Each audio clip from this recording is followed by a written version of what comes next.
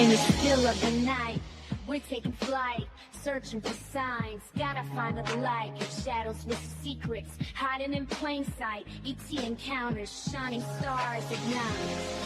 We're unraveling mysteries, reaching for the sky. Every counter we open up our eyes, exploring the realms where the legends reside. In the heart of the night.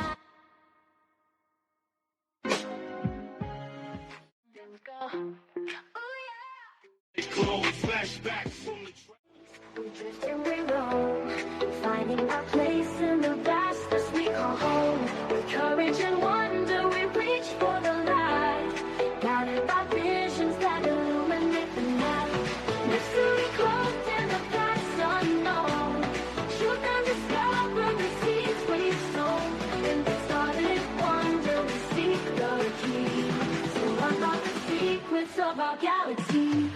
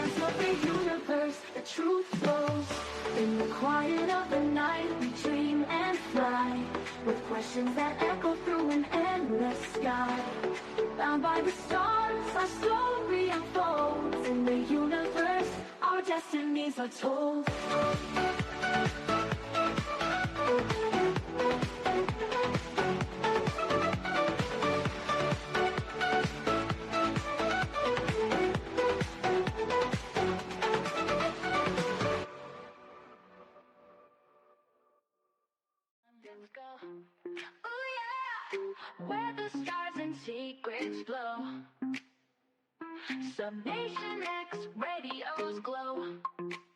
In the night we'll ride the show into the unknown, unknown, where mysteries are shown, dance to the beat we own, yeah. Come with us and let it go. Night sky whispers in the dark, secret trails will leave a mark. Follow, cross, ignite that spark. We're alive, it's just the start. Into the unknown, unknown, where mysteries are shown,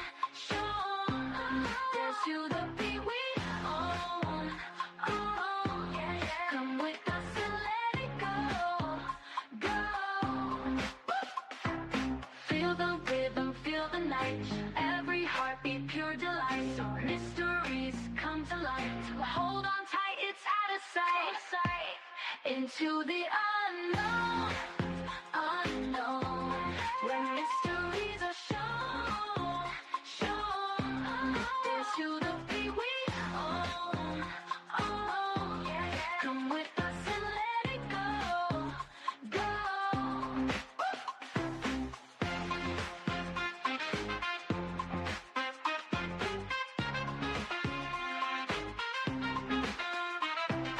Feel the rhythm, feel the night. Every heartbeat, pure delight. Mysteries come to light. Hold on tight, it's out of sight.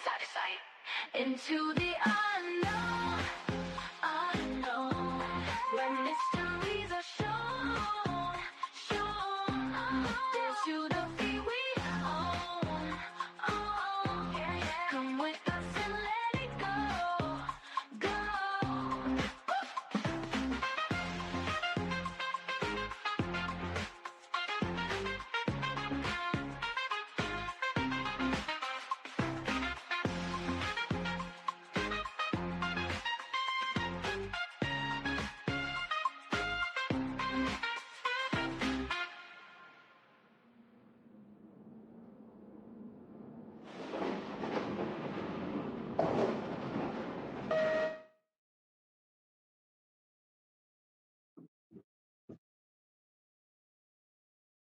I have to unmute my mic, I guess. Welcome to SNX Review. This is Coley, and we have Rodney tonight. Rodney, how are you doing? How's everything going? Oh, doing great. Things are starting to warm up here. We're thawing out in New York. Hope everything's going great for you. We're thawing out, but we're not as optimistic. We're expecting something else. We usually get, something along the way, but yeah, New York, wow. Yeah, Iowa, it's kind of definitely more laid back, but yeah, definitely. We have a really cool guest on. Her name is Dee Moonflyer. She's a hostess of Twilight Tonic Paranormal Podcast. And I was actually a guest on there, so I was super excited. She was a great host, absolutely great host. Her mother was a devout Catholic and had a profound experience during her pregnancy that led for a life-altering transformation, both mentally and spiritually. I bet. Despite her Catholic beliefs, she introduced her daughter to mediumship. Oh, that's great. UFOs, mediation, automatic writing, and a wide range of metaphysical techniques, always stressing that there was such thing as a supernatural, only the natural. And I think that's absolutely wonderful because my mom wanted to call a priest and have an exorcist done. So to have an open-minded mother, that's great. So she grew up surrounded by these open-minded teachings. She had many personal experiences throughout her childhood. However, it wasn't until she retired from her successful career as a professional dancer, I didn't know that, began to focus more deeply on her abilities and unexplained phenomena she has encountered. So I grew up a medium too, so I definitely can relate. Her podcast, Twilight Tonic Paranormal Podcast, you guys have to check it out. I'll include the links and all that to all of her social media too. So she's got a firm belief that knowledge is power, definitely. And she has dedicated herself to learning, growing, and encouraging with others to unravel the mysteries of the unseen world. So she's definitely great. So without further ado, I have to ask her about this professional dancing because I'm very curious. So bring her on. Wouldn't that be cool? That would be like the best. So Yeah, it's a great opportunity to talk with another podcaster about people that she's interacted with and the experiences that she's had and what it was like growing up. Yeah. yeah, I'm For very interested. dancing, yes. Yeah, the dancing. Yeah, that's cool too. Yeah, but I grew up like that, and so I'm just really curious that I mean, my grandmother was very open, but yeah, like I said, my mom, she was crazy Catholic. She was definitely not open-minded. But without further ado, we are gonna bring Dee on. Here we go. Hi guys. Hello. Hey, Dee. Welcome. Yeah. Dee Moonflyer. So I have to ask really quick. Professional dancing. Can you tell us about that?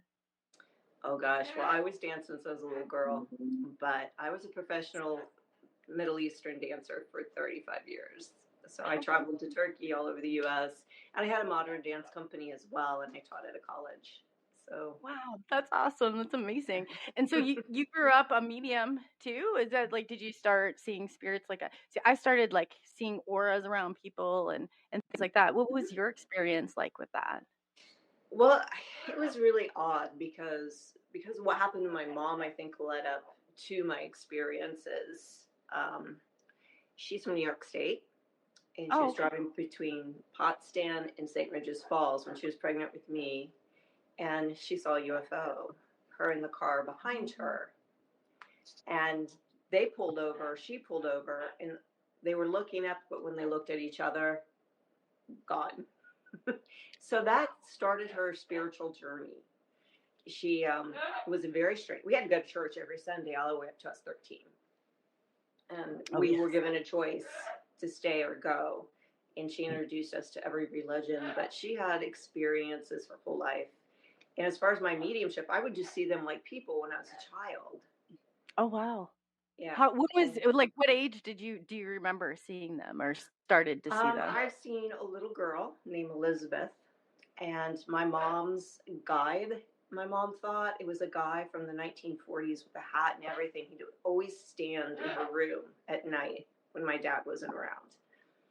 And he was very calming, but I would just randomly see things and not think about it because my mother wasn't the type to be like, oh, that's horrible. You can't do that. She actually was interested in it because she had those abilities herself. And I think some of it, too, I'm very dyslexic. And I think dyslexics, when you have this issue, you tend to like look outside of the norm anyway, just for survival purposes. Right. I flip numbers. But Yeah. so I mean, it's the struggle is real. But so how extreme is it? Like, is it hard? Do you? Oh my gosh! I'll write a whole letter and leave out a paragraph. I thought I put it. No, that's I definitely see words backwards. Wow, so that's I've had it my whole life, but I think it helped me open more senses for protection purposes. Always felt like what was going on around me. Yeah. And I think that helped.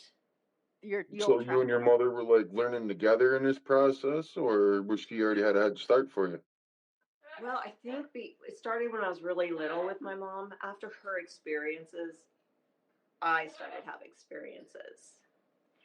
So, and they were really hilarious, odd experiences. And then I look back on it, like we lived in Michigan in a 2nd-story apartment.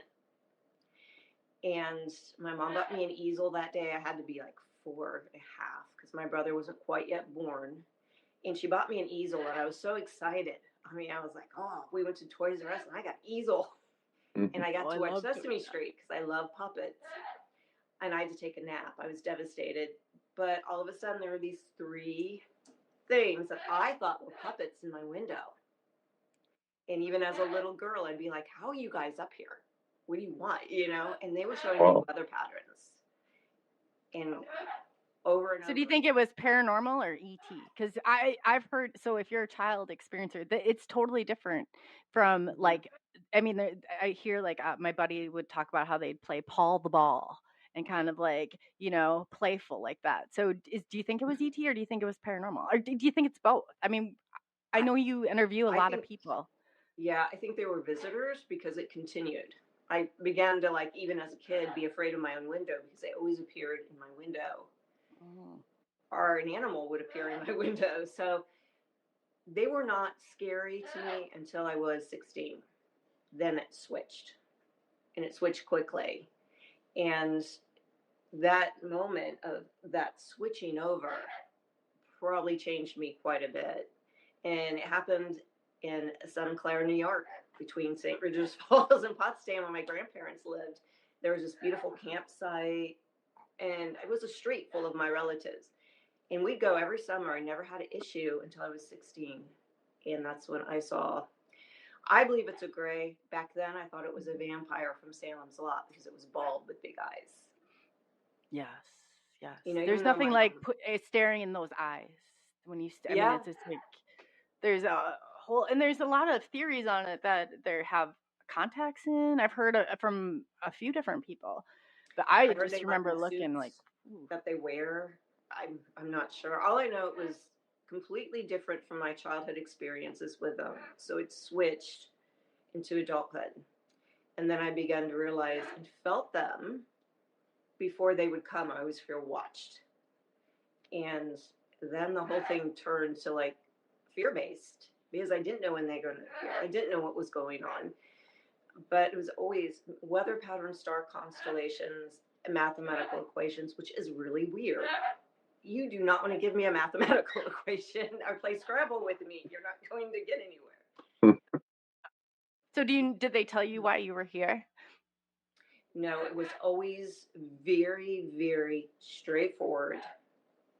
It was always like, even when I had the experience where I thought I was having surgery,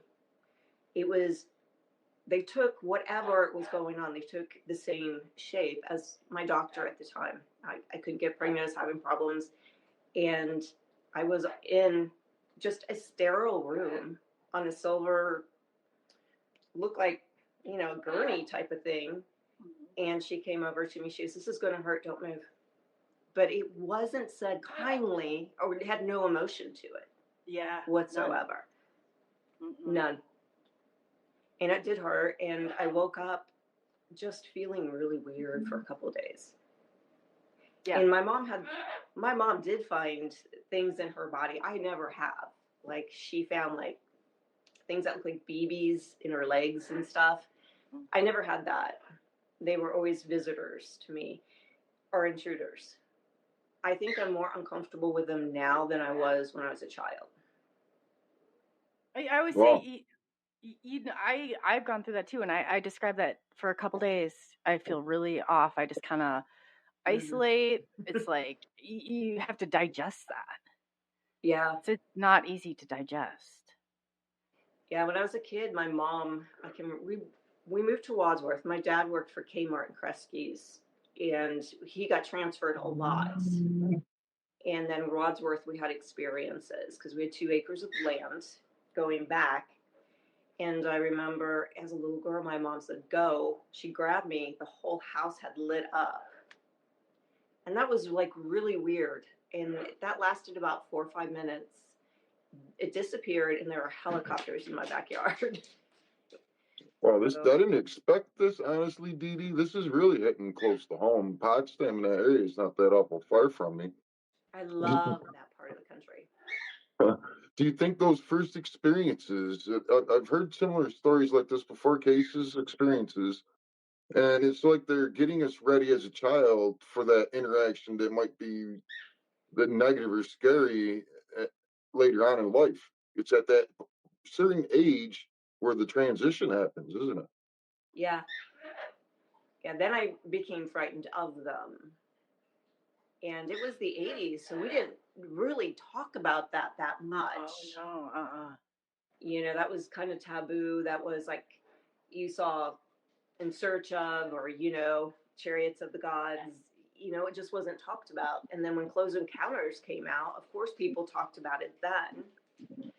But yeah, my whole childhood was an amazing childhood, full of adventure and strange things. But I was taught that was okay. So when I went to school, I would tell the kids, and my mom would be like, "No, you can't tell everybody." No, you definitely can't. No. Yeah.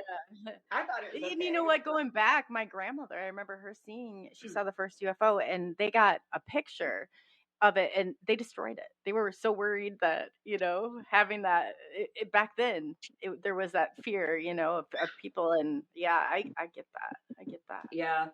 Well, I found out with my mom too, 2 weeks prior, before it happened to her. I had a cousin in the St. Lawrence River, St. Clair, where you probably know where St. Clair is. It's right before St. Regis Falls. They used to have a campground there, and I think it was the St. Lawrence that ran through.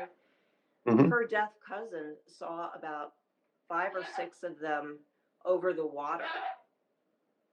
And he couldn't hear. He was deaf, but he could feel the vibration. Oh, I'm sure his senses. Yeah.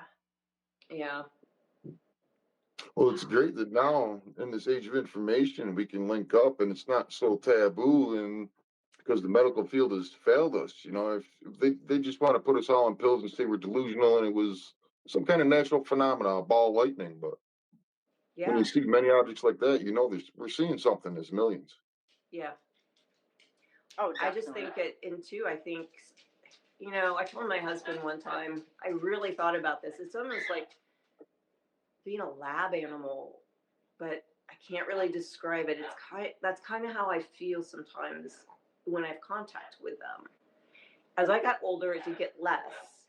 And then me and my husband had a night where we both experienced complete time loss on a walk. How much time did you lose? I've lost time too. It's that part. It had to be between 45 minutes and an hour. The weird part was I love birds, obviously, but particularly owls, and I love them. And we were just taking a walk, and it was a late February, and it was one of those warm nights you never get. So you go on a walk, and there was this huge owl in the middle of the road, and I got real excited. I'm like a 5-year-old. I want to get close to the owl. Well, I couldn't get close to the owl because I don't remember anything after that.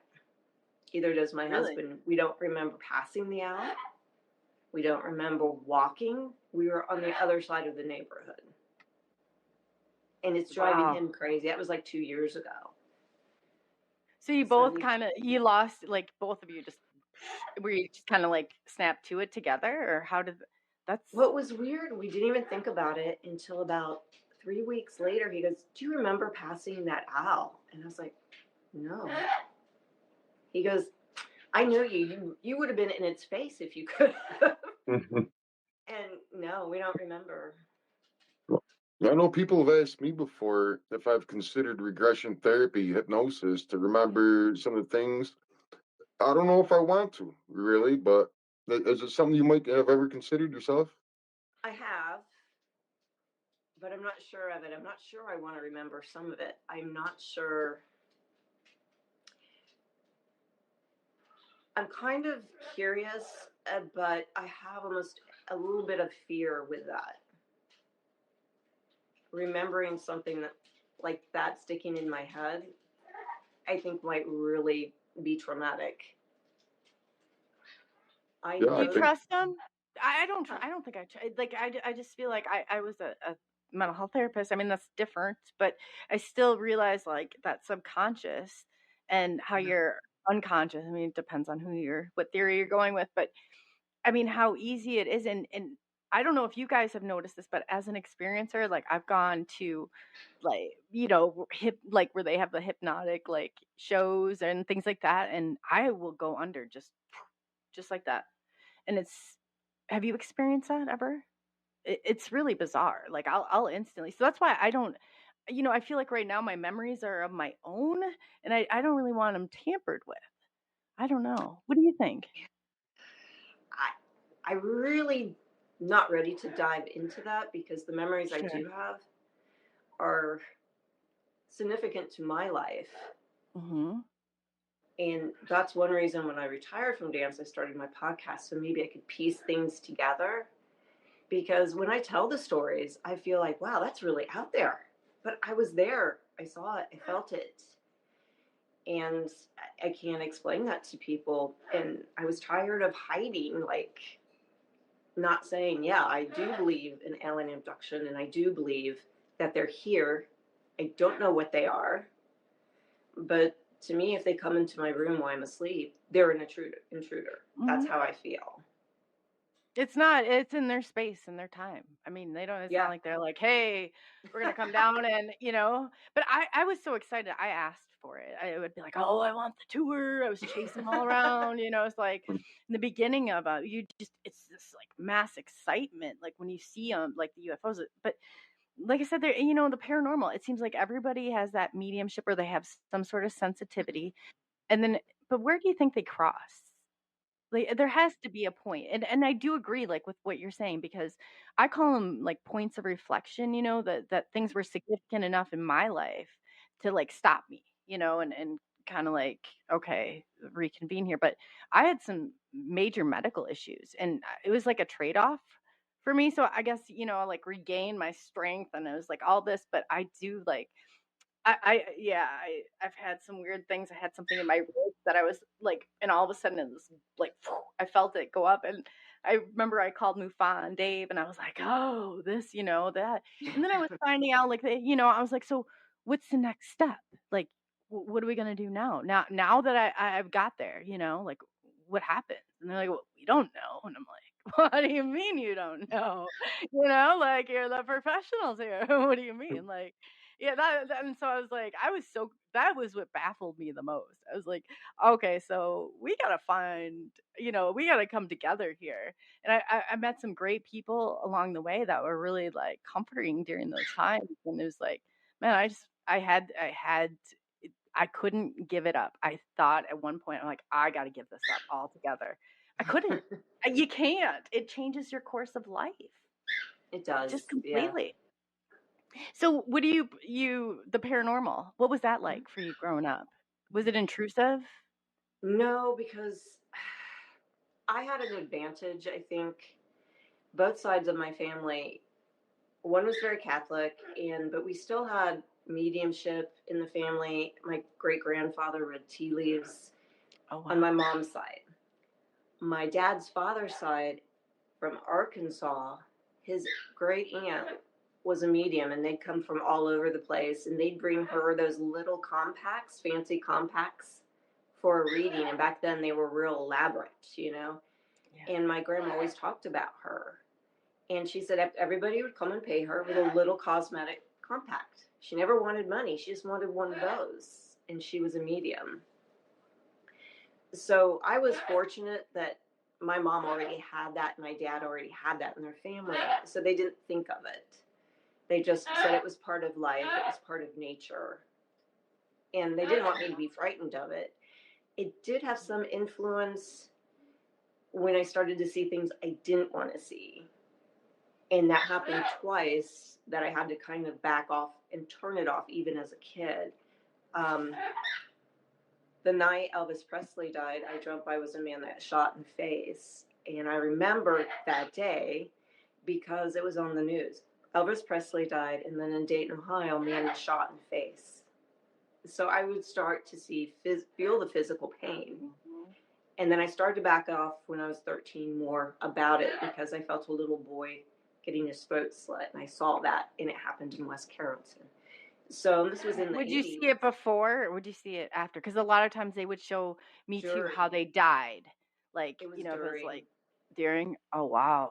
So it was a really weird experience, and I tell my mom, and she helped me through that. She started to take me to like meditation classes with a lady named Elizabeth Kelly in Yellow Springs, Ohio. She took me to this guy named Alan Ramsey, which taught how to control your mediumship through meditation and things like that. So I was fortunate.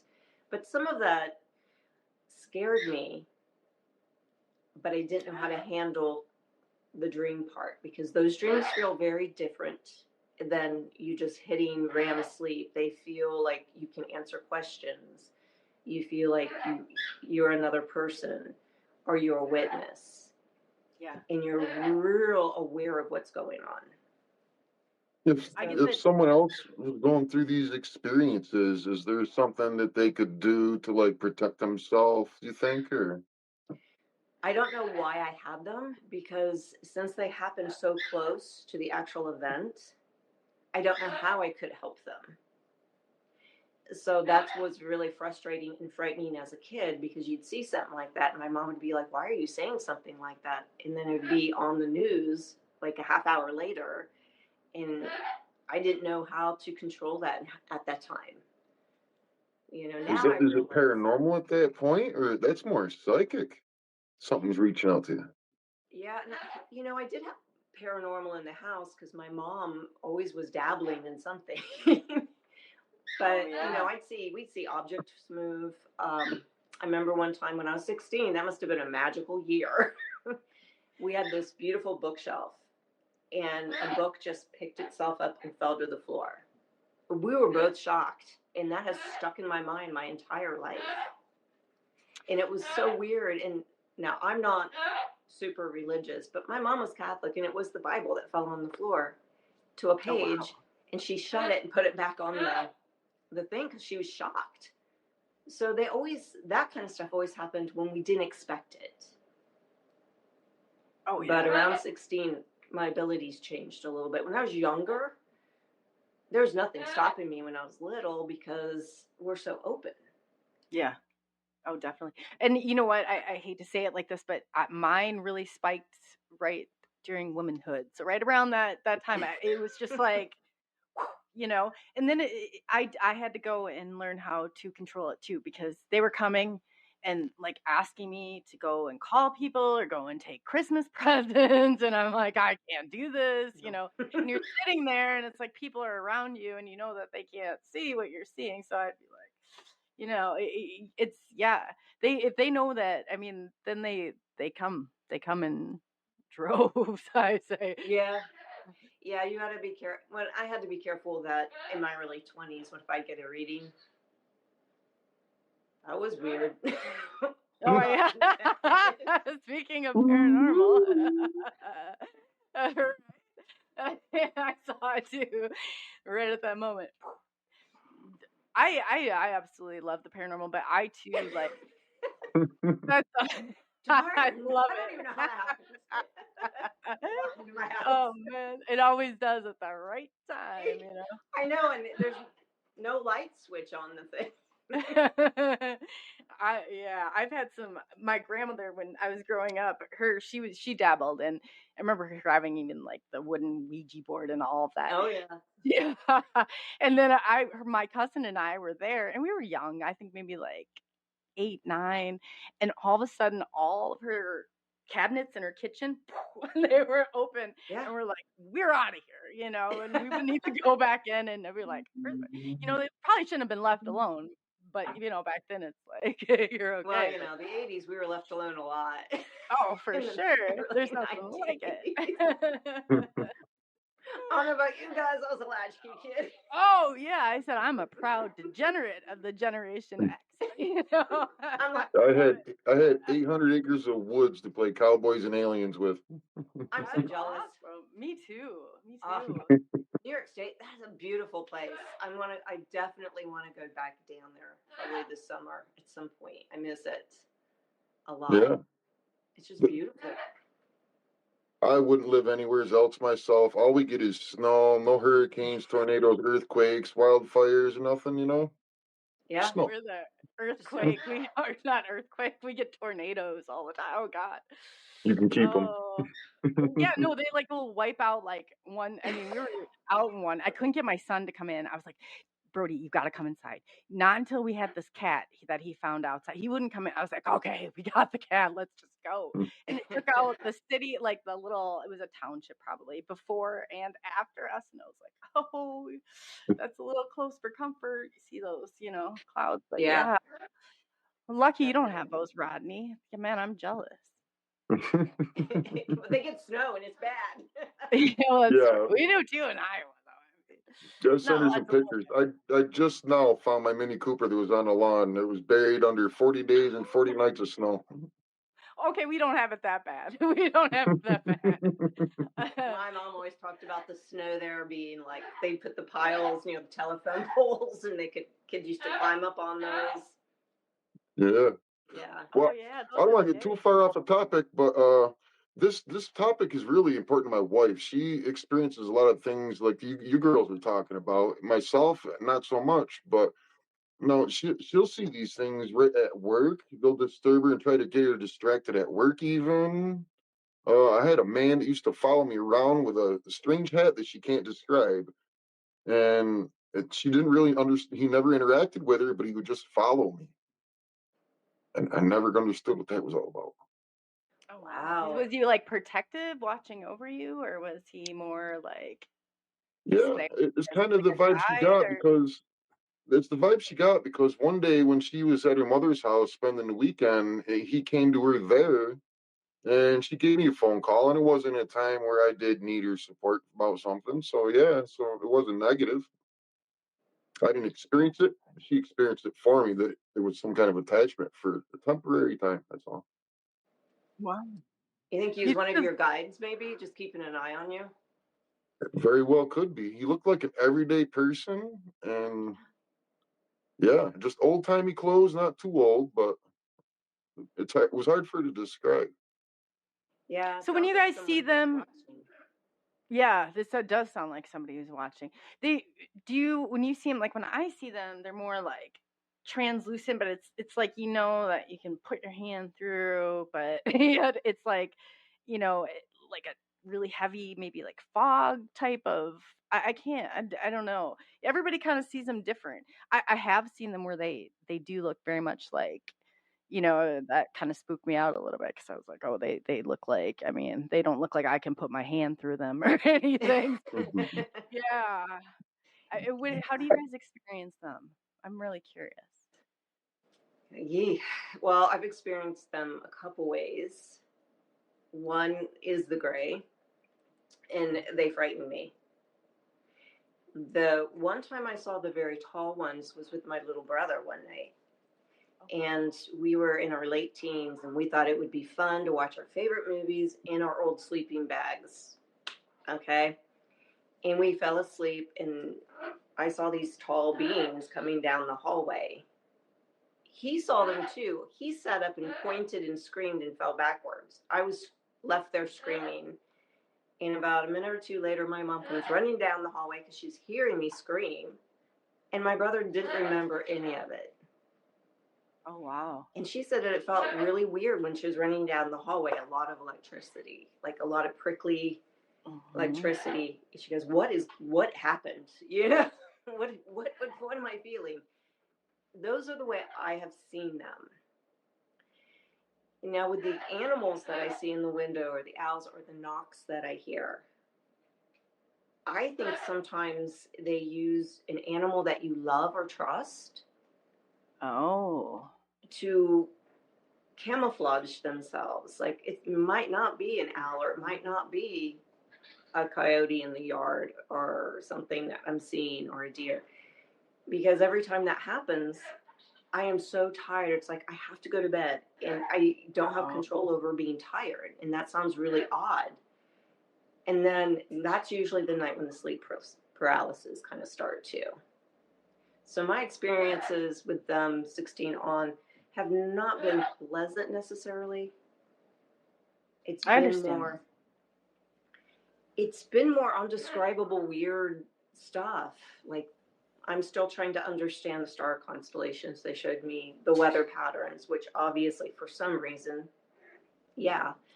And mathematics, not a clue why they would send me that. But that's been my experiences with them.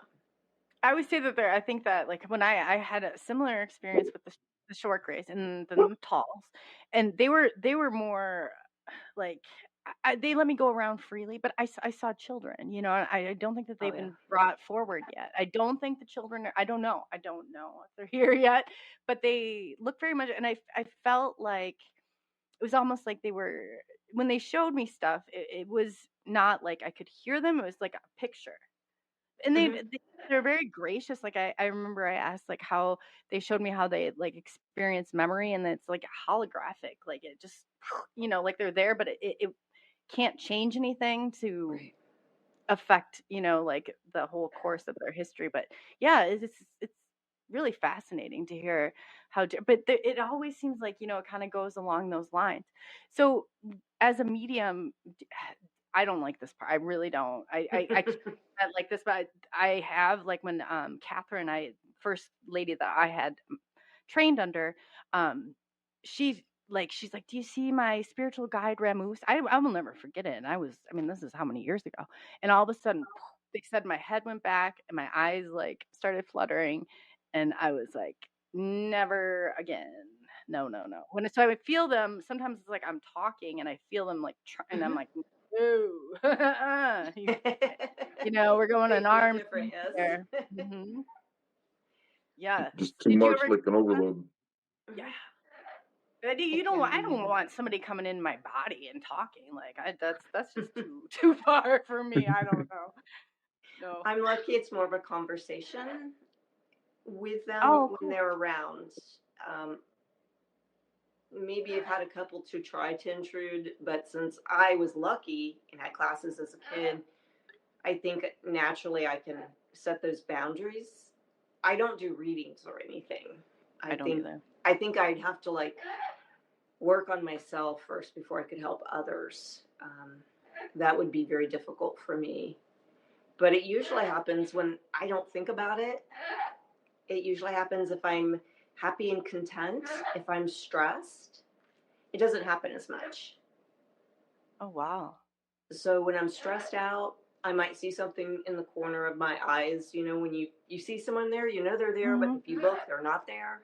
Yeah. I have that happen a lot when I'm stressed. But if I'm calm and happy, 10 to 1, I might see something that day that I can't explain. Or my husband. So they're feeding kind of off that. Do you feel like they take your energy, or they kind of I've had a couple part of it that have. It was so funny. I was interviewing a medium one night, and nothing was going right. My computer was acting up. You know. Sounds like mine earlier, yeah. So I was like, you know, you get a little frustrated, you know. My husband's in there pushing buttons. He's like, well, what'd you touch? Nothing. But I never told her, but she said that my brother is near me. Your older brother's near you. And she goes, who's the guy in the bedroom? I was like, oh, the hoodie guy. One of my friends came over one night from a bar and brought an attachment into my house. And it was, I call it the hoodie guy because it was always near my bed, and he had a black hoodie on like a teenager. Mm-hmm. And she goes, oh, that hoodie guy's got to go. I'm like, he's not really bothering me. He goes, oh, no, he likes you. I'm like, oh, even better. Really? Yeah. Okay, so what was the attachment? Do you know? Because usually there's something about you that they like kind of. Well, they brought it in, and I acknowledged him one night. I told him, I said, you know, you can't be in my bedroom, and you can't be in the bathroom, and you're going to have to leave. And he knew I saw him. And she said, talk to his grandma. His grandma will come get him. So me and my husband were walking around the house with our little rose spray, because I can't burn sage with parrots. I have to take them outside of the house. So we're saying this prayer she sent, spraying, and I finally said, I'm calling your grandma right now. And I didn't have any issues with him after that. He left. Oh, wow. Sometimes they don't. I had one that was coming up and baring its teeth at me. It took a little bit to... No. It was, I was like, I picked it up though. I was having my Akashic Records read by somebody who was in our group, and Joe Magno, he's a professor at one of the colleges that's local, and there was probably about 5 of us that were a part of it, and it was like, I mean, it took a little bit to get rid of it. I was like, man, it was like, you know, and I picked it up at her house. And then I was like, every time. And the hoodie guy, like, now I saw when they were going into my Akashic Records, it was so bizarre because all of a sudden I was a Native American, and I was so certain that this was the right call to make. And I like led all these people into mass slaughter, and I could see it all. She could see it all. It was so weird. But she said that's kind of what I carry with me. So I have like a mirror, like, you know, like I have my pilot's license, and I just always say like this, like the first time I went out and sold it, I had to think I was going to crash the plane. Like, here goes nothing, for to know that it would be okay. You know, it's just like this mirror image of things. But yeah, I mean, it is a wild ride. It really is. What was it like coming out and telling other people about the UFOs? I always have to laugh about this. Well, only for the longest time, only my husband and a few friends knew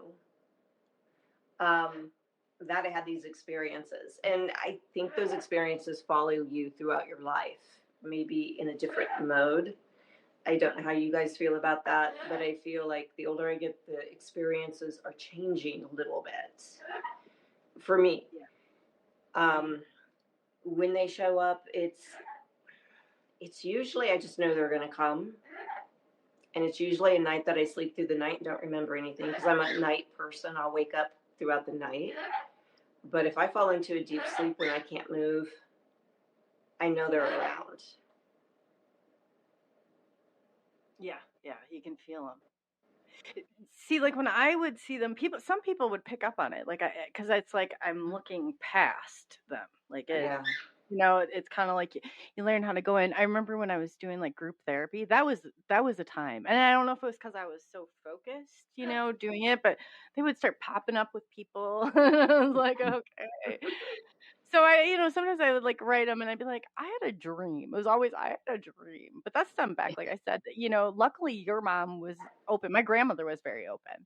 But my mother wanted to go and get a priest and have like an exorcist. I remember I was like 7 or 8 Well, years old. So I was like, well, no. it's really odd. Even though my mom grew up very Catholic, and she wanted me to be Catholic, but she never pushed the issue. She still did all of her other practices, obviously. But some of the priests now and nuns nowadays are very open to like mediumship and things like that. I've run across a few of them. If anything, they're more curious about asking questions. So I'll give that to them. Like, what kind of questions would they ask? For like, I had a priest ask me why I see or do those things, and I just told him I was raised that way. My mom was even Catholic, and he goes, yeah, that scares me. I'm like, but it's not scary. You do the same thing when you're at church. You're talking to somebody. It's the same thing. Your prayers, meditation. When they say they hear God or an angel speak or a saint, it's the same thing. They're doing mediumship.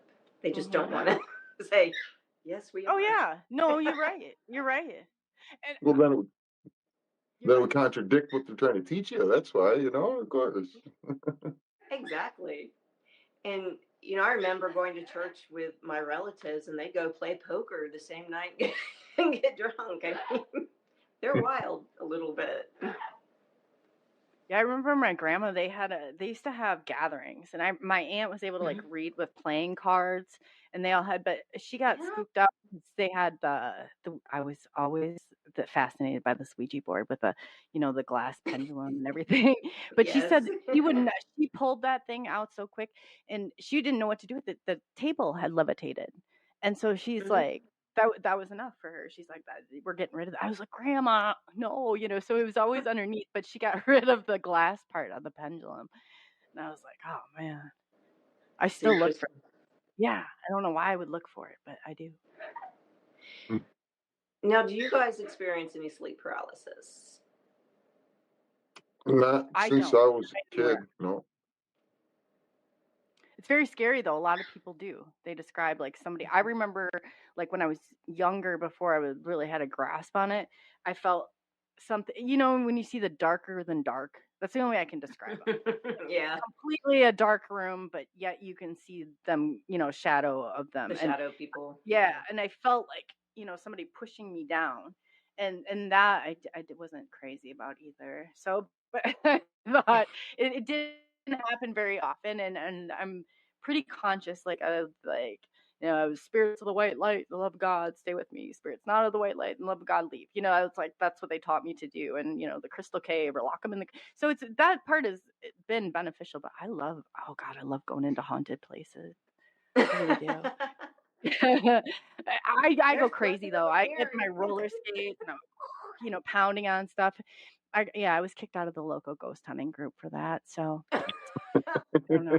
Didn't appreciate it. Who wants to sit for 8 hours with an EVP? Let's get it going. The show on the road. Yeah, I get my roller skates on, even I'd be like, pounding on the walls, or I'm rifling through your things. Like, geez, what am I doing here?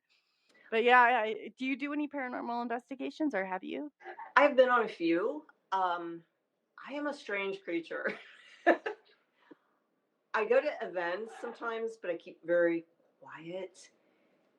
And I've been on 3 of them. And the last one I went on, the place I was at, I would always get a huge migraine. I couldn't be in there very long at all. It really bothered me. And 2, I think sometimes if you have that energy and they know they can communicate, it's almost like they, they poke at you, but it might not necessarily be the haunt that they're after. Because if there's an old building and people are like using their abilities and stuff to talk to things, well, it could be like a homeless ghost just walking by, and it might not be the entity they were hunting. and those are draining. I think Oh, they're yeah. draining. So I, even though I love a good cemetery and a great old house, kind of like being home with my bird.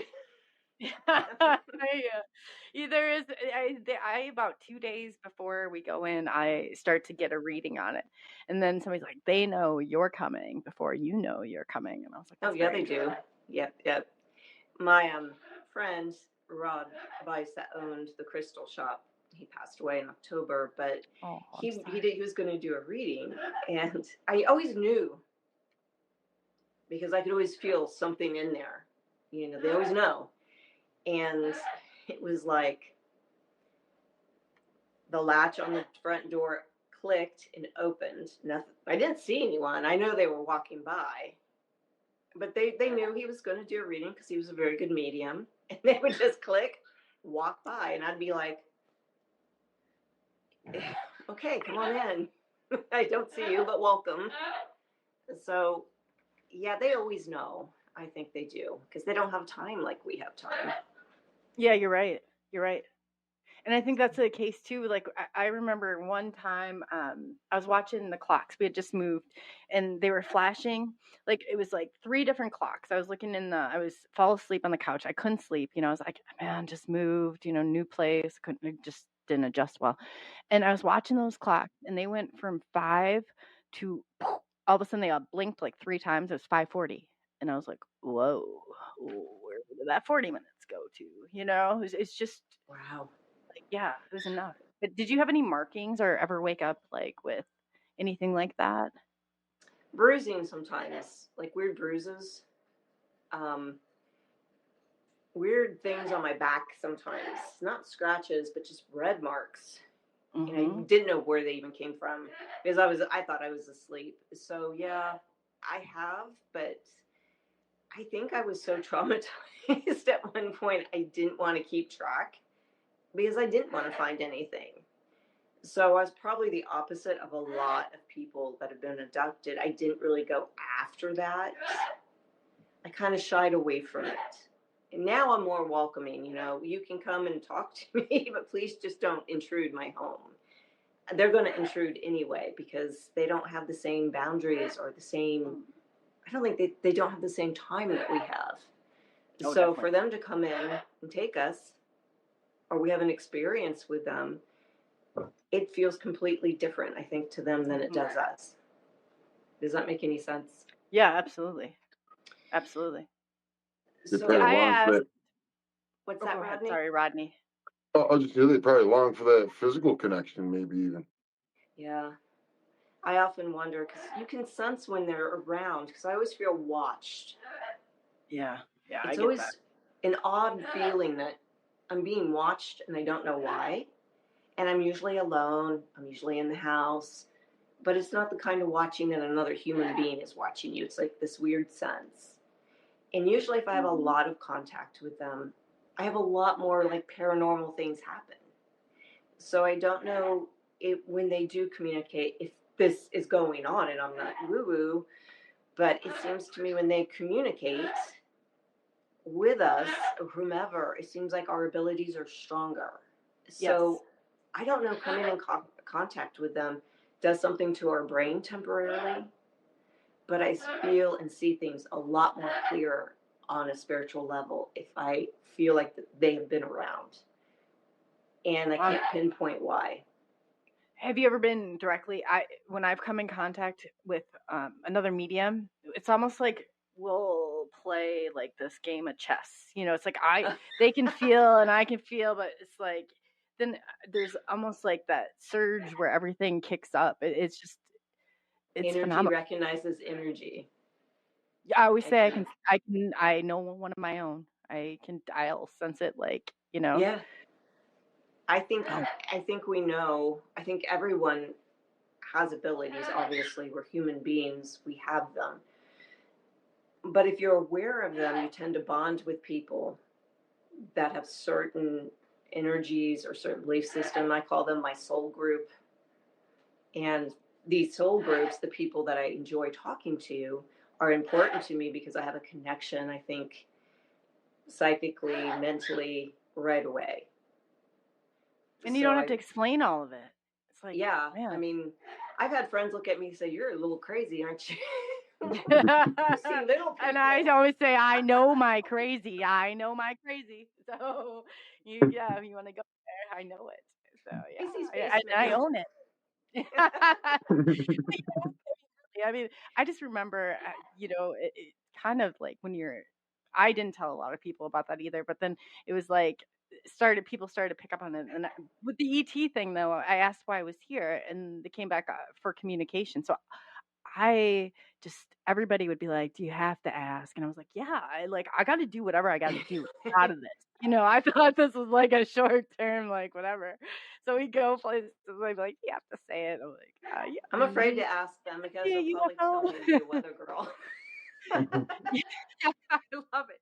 So what are the weather? You talked about weather patterns before. What can you kind of explain that? When I was young, it was always about the weather, things moving, earth changes. And it was weird because the first time I remembered was the second story window, and they looked like puppets to me from Sesame Street.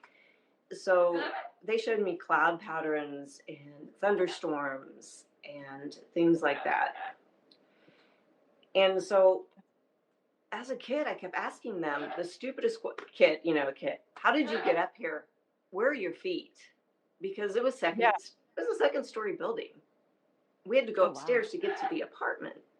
So I kept asking that as a kid, and they didn't upset me or make me nervous. I was just like blown away that they were floating, whatever it was.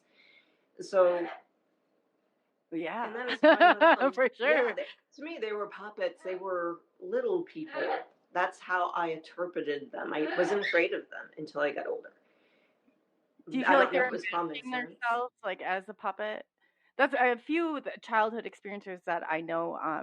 They kind of talk about it, how they felt kind of tricked. They play little games with them and kind of lure them in. So yeah, I was not a childhood experiencer. Like I was a child, I experienced mediumship, but never ET. But I feel like maybe I did. I just didn't know exactly what it was. I don't know. Yeah, I was always frightened of certain places too. Like I used to remember covering up my head and telling myself, if I don't move, they won't see me tonight. As long as I don't move, I'm fine. But those were scary. The rougher nights. Like I'd wake up all hours of the night as a little kid. And I think I was actually frightened of them, but they were so tiny and cute, I thought, that I wanted them there also. So I was frightened, curious. And once I hit 16 and actually saw it, maybe the real whatever it was in New York State, that scared me. That kind of changed my thoughts about what I'd seen as a kid. Because the feeling was absolutely frightening. Like I can't describe it to you. I couldn't move. And I was awake because it was the 80s and we used to take eyeliner, heat the eyeliner up and put it on our eyes, right? Oh, yeah. Oh, that was our thing. Tight roll those jeans and hairspray that. Yeah. Oh, definitely. The bigger wave, the better. Yes. Well, of course, look at my hair. It never went up, but I thought it would. I remember that night because I couldn't get the stupid eyeliner off because I had really wore eyeliner dark. And I was kind of mad because I wanted it off, and I went and laid down by my mom. No, as soon as I hit the pillow, couldn't move. I felt very heavy, like electric feeling, and I saw it coming towards me. That whole time, those new experiences were the most unpleasant things because I could feel them. I felt watched and scared to death. I was so frightened that I managed to break whatever paralysis I was in. And I was awake when that happened. I rolled over my mother screaming at the top of my lungs. I woke up the whole household, and my mom's like, "What did you just see?" And I was like, bulbous thing in the corner. And all I could say was, "Oh, like the Salem Lots vampire, but much shorter." Oh, wow. That's the only way I can describe it, because I didn't have any reference. Even though my mom talked about aliens, She watched all the shows, Chariots of Fire.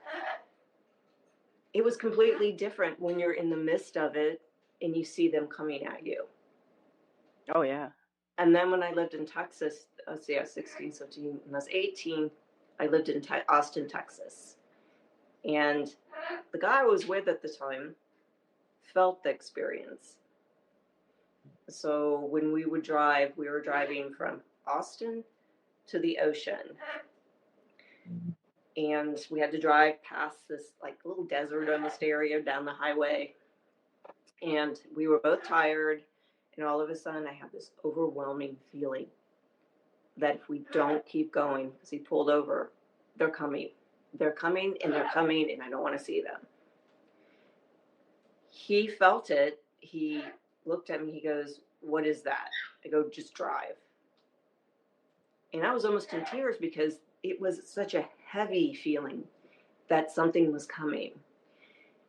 And he drove and he goes, "I don't know what's up with you." He goes, "I feel something and I can't grasp it when I'm with you sometimes." And I think that kind of emotion and feeling with them made me think more of an intrusion than a spiritual thing for me. Even though I don't know what they want, I still am very apprehensive about it. And that's why I probably haven't gone under hypnotherapy for it. What do you think about, you know what, before I ask you the question, we're at the top of the hour, so we just have to take a 5-minute break. So, and then I'll come back and ask you. So this is getting so fascinating. So you guys will remember where we left off and then pick up on there. But yeah, I can, this is great. I'm just getting into it. So, yep, we're just going to take a little bit of a break and we'll be right back. So, yeah, love it.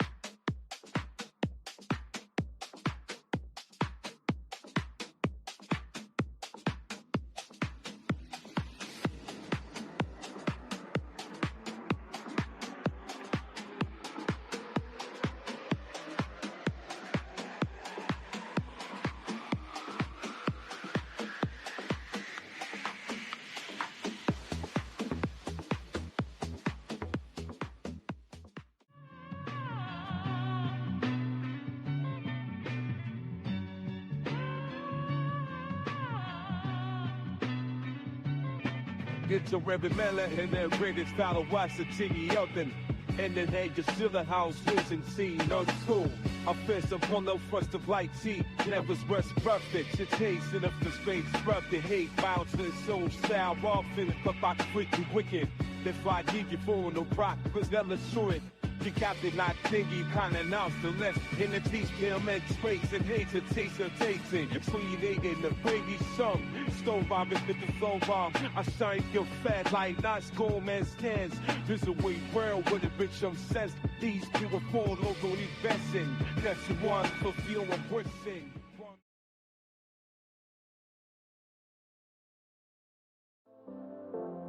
Sunlight on my face, gonna make it worthwhile. Feel the good vibes embrace. Step into the street, music in the air. Move into the beat, no worries to declare. We're chasing happiness and never ever can. Living in the moment like a never-ending dance. Chasing happiness, not a single day is planned. Together we are stronger, hand in hand.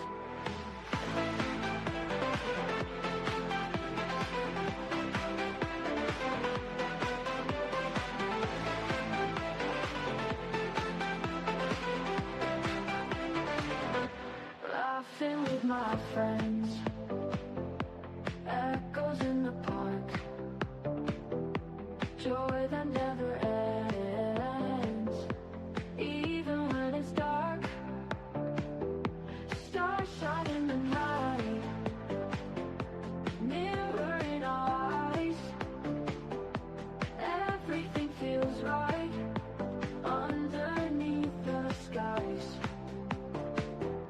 chasing happiness and never again. Living in the moment like a never-ending dance. Chasing happiness, not a single day's blend. Together we are stronger, hand in hand.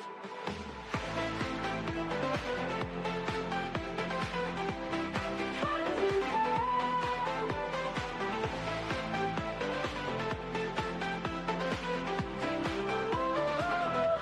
Laughing with my friends, echoes in the park,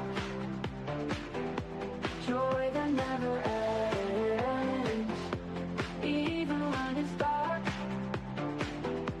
Stars shine in the night, mirror in our eyes. Everything feels right underneath the skies. We're chasing happiness and never again. Living in the moment like a never-ending dance. Chasing happiness, not a single day's blend. Together we are stronger, hand in hand. Hand in hand. Hand in hand.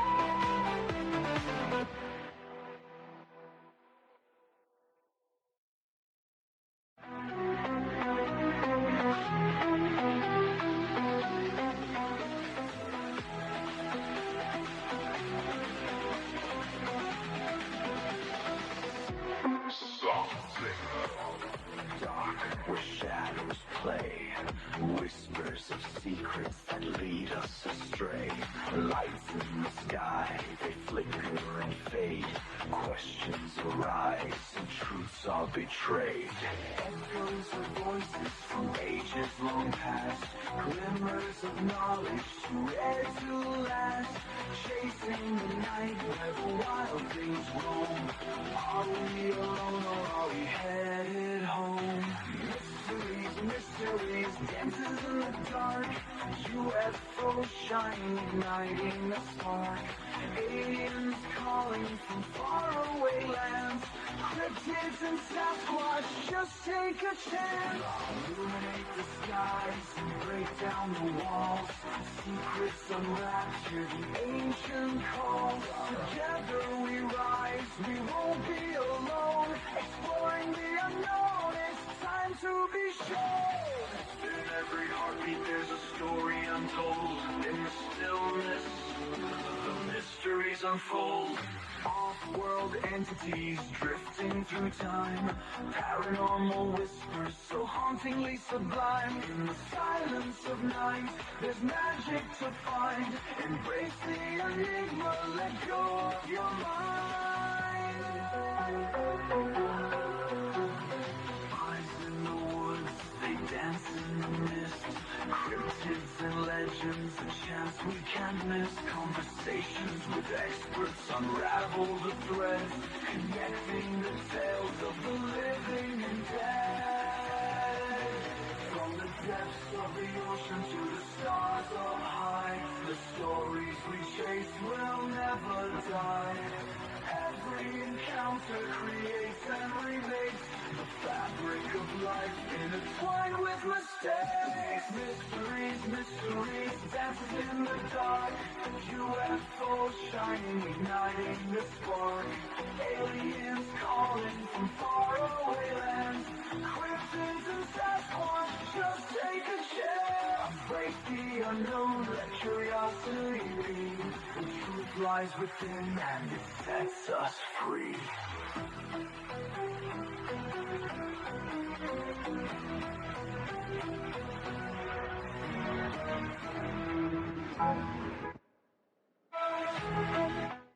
And welcome back to SNX Radio. This is Coley and Rodney, and we have our dear special guest, Dee. So we were talking about the paranormal and UFOs, and she's experienced it all from childhood. So it's just fascinating. Now I had I had a question for you. Now I have to rethink it. No, I forgot. But let's go on. and two, if anybody has questions, please just leave them all in caps, and we can get to those too. Yeah, it's just absolutely fascinating. So we do actually see here.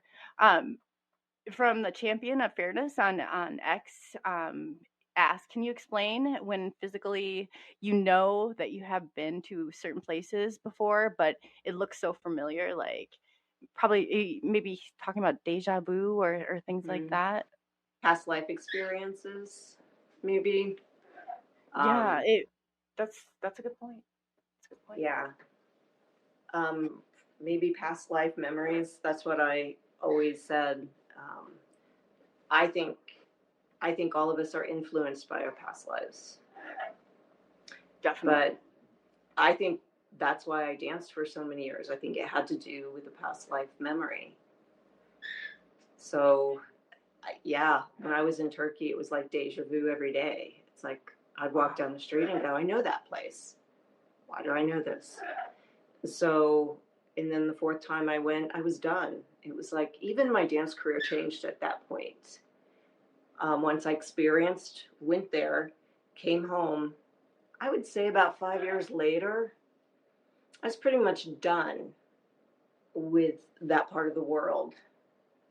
And I didn't know how it happened because I was obsessed with Istanbul. I was obsessed with certain places in the United States, New England particularly. I love New England. It's like I've been there. It feels familiar. Turkey felt very familiar. It almost took my breath away when I was walking down the street. I was like, oh, home. An odd place, There's no family. Did you speak the language? I mean, the culture? I mean, know that's... a few words. Everyone speaks English. Oh, okay. It was an experience, and I think I was so drawn to the Romani and the Kurds. I love their music. The Romani music, I love it. I love the way they dance and the way they move. The Kurdish people, I love their music. It seems so familiar to me.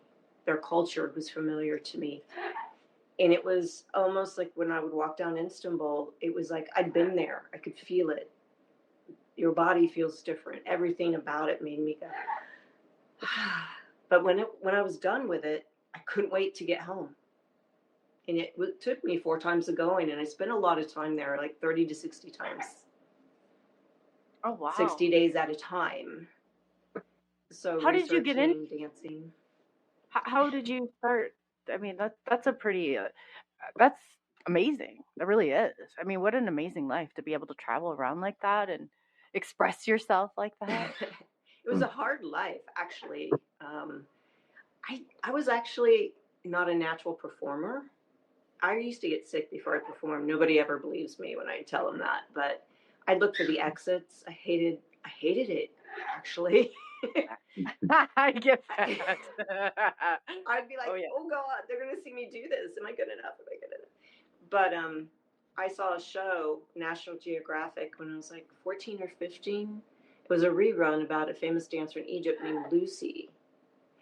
And I saw it, and my whole soul lit up. Like, I recognized that music. I recognized the people.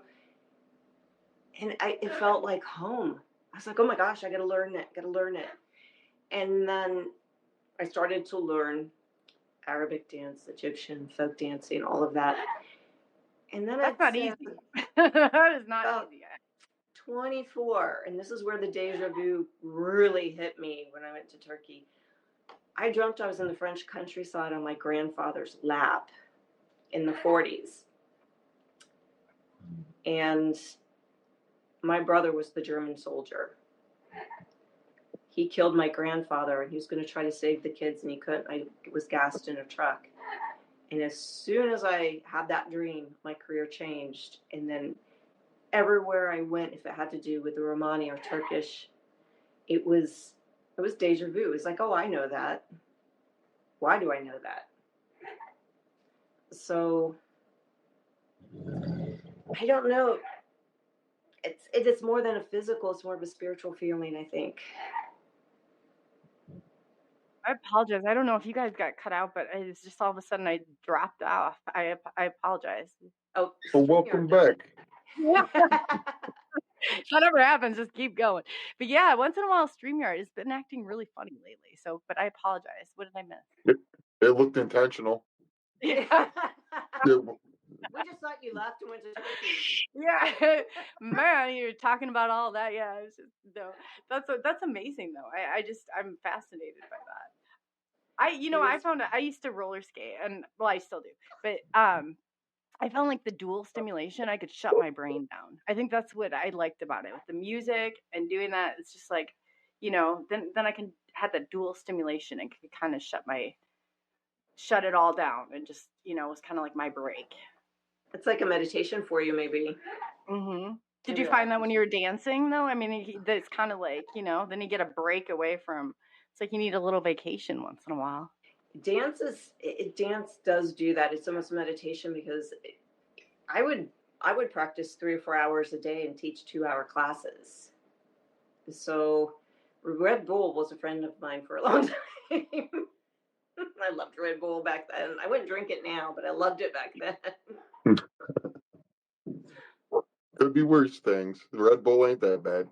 Yeah, boy, I used to love it too. Now, I was just curious. Now, it sounds like a parrot. Is that what you said you have? I have an Amazon named Maggie. I don't know if you can see her. She's green. Come here, Mags. Come here, baby. Do you feel like, has anything tried to speak through your parrot? Like your parrot has said things like it's not normal? Interesting part about birds, they are really sensitive if anything walks in the house. They're an alarm system for spirits, especially at night. I bet. She throws a hissy if anything's in the house. The little one almost will have seizures when it happens.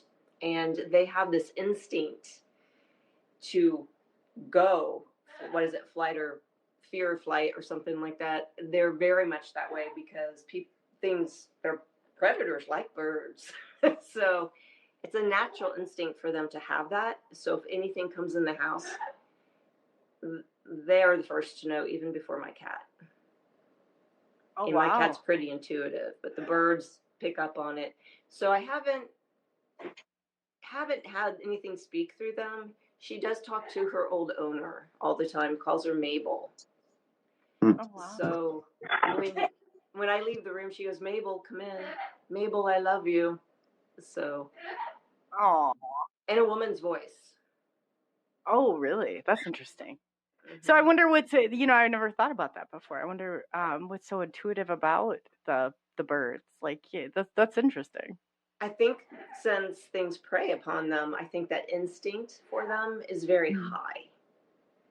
So if they feel like there's a predator around, oh yeah, I didn't think about that. They want to fly. Oh, definitely. Yeah, fight, flight, or I always say deer in headlight. yeah, they want to fly. Yeah, that's the first thing. Yeah, it's like their instinct to do. That's crazy though. That picks up before the cat, because I always, you always think that cats are so intuitive. Like to I know, and it's so funny because sometimes at night we get I'll get these knocks on the window, and I always have since a kid. They don't happen that often, but when they happen, usually nobody hears them. My Pekingese, she will lift her head up and look at the window. None of the other animals will, but my Pekingese will. If somebody knocks on the window, she's on it. She's like, "What is that?" So that's good. Yeah, kind of protective. Yeah, she won't bark or anything. She just looks at it like, "You gonna come in?" Yeah, dogs. Yeah, they don't know if I play with them. Don't let it in. My dogs are going wild right now themselves. What do you have? Something's going on. Yeah. Yeah, I got a big pit bull. He's about 100 pounds. I got a little mutt dog. She's cute. We're not sure what kind she is, and a German Shepherd that's 9 months old, and he is a handful. Oh, I bet. I love animals. My pit bull. I think my pit bull got abducted one night. As crazy as that sounds, I'm sleeping on the couch one night, and all of a sudden I wake up and my dog is on top of me, 100-pound pit bull. And he's scared, looking around, barking at stuff. And I don't know if there was something in the room or what. But that's one time that I've had my animals pick up on something that I can't explain. Oh yeah, they're very intuitive. Yeah, I always listen my to my roommate animals. had a pit bull, and ooh, he was. I mean, he only turned on me one time, but it was. I think they love them though. They're very protective, very protective. Yeah. Big baby, but Oh yeah. they need training. Yes. The owner of the dog, and that was who got bit the most. He would attack his owner. Oh. Man, but it was so funny if he came through the front door, but he would let you in the back door because there was always like a thing because it went out on a deck. And the dog would open the back door for you, but don't come through the front door. Yeah, they're very. I bet your pit bull is a lover, isn't he? Oh, he's such a yes. He's so spoiled. He's real humble, and the other dog, he's 9 months old, so he's struggling for that alpha position, and he lets him do it, but I try to balance it out for him all. Oh yeah. Oh, I love animals. I do. I think it comes along with it, and that's interesting too. I wonder if they're, if they're interested in us. Like, why wouldn't they be interested in I don't know. I'm sure they are. I'm sure they've taken our animals at some point. My animals never really, besides the knocking on the window, when that happens, they never wake up. Oh wow. The other, like the cat or the dogs, don't wake up when it happens. That's interesting. That's interesting. But I've heard people talk about like vortexes or things kind of like opening up around, and I just remember one time I had a sighting. I call them light balls, and I call the night creeper. I had names for them. So there was a lot of them, and they were encapsulated. Like they were like if you were, and I realized I was like, man, if you were outside of this, nobody would see this. Like nobody would see this. And it is really fascinating on how I feel like I call it being locked in. Like when you have like you see one of those, it's like you anticipate them, they anticipate you. It's kind of like the game. But I know when they kind of tapered off, I was like, I miss them. I was like, as strange as that sounds, I really kind of did. I was like, man, that excitement, is kind of I think what I was maybe more enthralled by. Is a lot of women feel that way, and a lot of abductees feel that way. They miss them. Yeah. I don't know what I do about them, but yeah. It's a very strange relationship that we have, but yeah, I missed it. Yeah, for me, unlike you, it started out more scary for me and uncomfortable. Where later on, when I started looking back and understanding what was going on, now it's more enjoyable and I'm more open and I'm ready for full disclosure. Oh yeah. Yeah, that's going to be interesting. I hope it happens soon. You know what? As interesting as it sounds, I was watching a video where a lady set her boyfriend up, and it was like the news came on, and they're like, "Oh yeah, UFOs," and the poor guy. I mean, he like fell off his chair. He's calling his dad, and I thought, "Oh man, maybe I don't know. Is everybody ready for this?" Because I was all about ripping that Band-Aid off. Like let's move on here. But I am curious. I would like them to let us know one way or another, because I would say probably 10 out of 5 people we've known in our lifetime probably have the same experiences. Even though we all have had different experiences, they're similar in a lot of ways. Oh yeah. Oh yeah. But they're significant enough, like for you to remember. I always say like that point of reflection, like, and I might not find out like right away, but I've learned I used to get stuck and like on the memories. I'd be like, okay, what does this mean? Like, I was really just like stuck in that. And then once and then you have like this really big sense of urgency to like, you feel like, oh my gosh, I have this information. And I can tell like when new experiencers come in, because that sense of urgency that they have. And I try to explain, there's a lot of us, we're here for one another. Like it'll be okay to see, just kind of like step back and it will appear like they will. And they always answer your questions. I always feel like, anytime I've asked about something, they definitely have answered like that question. Have you ever, the third ones that I met, like I went and I can distinctly remember they were more like looked like you and I, but they still had like their eyes wrapped around, like they were wearing like those 80s glasses, the guys.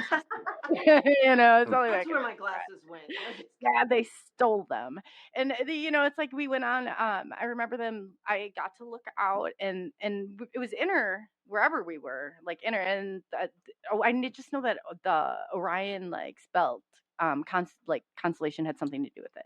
I'd always be like, there's the creepy Orion's belt, and is like, it's always like something, it seemed like that's where it really stemmed from or had a connection with. Did you ever have an experience like that where you were on a different plane or a different world? I don't even know, a different planet, whatever you want to call it. I don't know if I've had those experiences. I've had an affinity for the stars. As a child, I would just lay down on, for hours looking up at the stars. Oh yeah. I've only seen one craft, like physically seen a craft. Mm-hmm. And that was when I was driving home, when I was working in Dayton and living in Fort Wayne at the same time. I was driving home. I wasn't even thinking about any of this stuff. I was doing choreography in my head. We had dance concerts. So I was doing choreography, listening to music. And there was this big cornfield. And the one I saw, I thought it was like, it was shaped like that. It was solid black. And it was over a cornfield. Wow. And at first I was like, what? Because, I'm doing choreography in my head driving. All of a sudden, yeah. I was like, wait, what is this? And I turn and my foot is hitting the gas pedal. I'm like, oh no, I'm out here. And then all of a sudden, the weirdest thing happened. And I didn't even tell my husband when I got home about the black triangle. Both ends folded this way, the tip folded this way, and this way, and then a light, and it's gone. Do you think it was a TR3B, or do you think it was? I have to ask, because what really bothers me is how much of this is our government. Like, how much of this, because there's different, Because what my mom saw was different. My mom actually saw the traditional, like, pill-shaped silver UFO. What I saw was a black triangle, and it folded within itself, and then there was a light, and it disappeared. That's pretty unique. That's not like TR3B reports that I've heard. They folded up on the corners and then disappeared. And it started to fold. And, at first I thought it was crazy. I was like, what's it doing? And it's like I couldn't move the car fast enough. I wanted to know, but I didn't want to know. And, you see, I hear all these people, they can't drive, their car stops. No, mine was going. I made sure of that. Oh, yeah. Pedal to the metal, for sure. And I had that overwhelming feeling of get out, get out, get out. Like I wasn't supposed to see that. I drove home in total silence. I turned off all the music. I was in shock. I came home and my husband's like, you look tired. I didn't want to tell him. I was like, you already think I'm weird? But what I saw, I've never seen. And, and I thought about it and that's what I thought. Maybe it's one of our government. And they're manipulating now, and we just don't know it. And they're over a cornfield on 49. Nobody's around. It's fall. Nobody's around. That's always when yeah. I was in the middle of nowhere when I saw the first one too, and it's like, whoo. I was so stunned. All I could do was just like stand there, and I dropped my camera. I got pictures of it before, but it just was like, it just slowly was creeping over, and I was like, oh boy, here we go. Here we go. I slowly would go back. I just remember my neighbor was with, and she was screaming, get in the car. And as soon as I broke focus, it was like over here, and I was like, oh boy. And then we both saw it shoot off, and it was like all of a sudden like 8 light balls, and I call them light balls. It's probably not, I mean, it doesn't sound very professional. I don't know what else 8. To call them. Yeah, I mean, what do you call them? It's whatever it is. But it broke off, and then we went driving on this road, and we have telephone wires here still out in the middle of nowhere. Yeah, it's becoming a thing of the past. But back then, and then we just saw it was like a wave. And we got out of the car and I looked up and I felt like it was over top of us. And I was like, okay, we better get out of here. You know, if we like something were to happen, we're not within like 20 miles of like civilization here. So I'd feel Right. better if we were just, you know, maybe a couple blocks away. Like, but yeah, it was unbelievable. I just remember we got back and I was like, okay, so you saw that, right? Yeah. You know, I'm like, what do we do now? You know, like, just what do you do? It's always nice to have a witness. Right? Not totally crazy. You saw it too, right? Yeah, but people, it was crazy because my friend, we had one come down on the road in front of us and it swerved and then it shot off. But we were following them, and the pictures, I always get better pictures in video, like even back then. But you didn't have like all this AI. It drives me crazy with this AI. But a part of me always thought, how much of this is our government? You know, how much of this is, you know, I don't Our know. government has a lot of technology I believe we don't know about. And what I saw could have been very well our governments. But driving down 49 at dusk and at night, there was a few times I always felt like something was following me when nobody was around. And it was a legitimate fear of instinct. Like, I got to get home, something's watching me. But that was the first time I actually seen a physical craft. Oh yeah, the first time. Ooh, nothing like that. That was only like 10 years ago. But So, my mom saw them frequently. I mean, my mom would say she saw them often. And when Wadsworth, when the whole house lit up, I'm sure that was one over the house or something. Oh, was for happening. sure. And because she grabbed me and put me under the windowsill. That's where we stayed until the helicopter came. Oh, the black helicopters? Yeah. I mean, it was a helicopter. Yeah. And it was really, it was funny. That. My mom always thought her phone was being tapped. And she did have guys come to the door a couple times. So yeah, she probably was. I have had strange things. I've had like SUVs following, like just in the middle of nowhere, like my location, like, but it wasn't like a location would have tagged you back then. It was like these coordinates that it was only about a half mile off, and I thought, what, you know. Then I had stuff breaking in through, and then you get the trolls, and I'm like, it just got like crazy.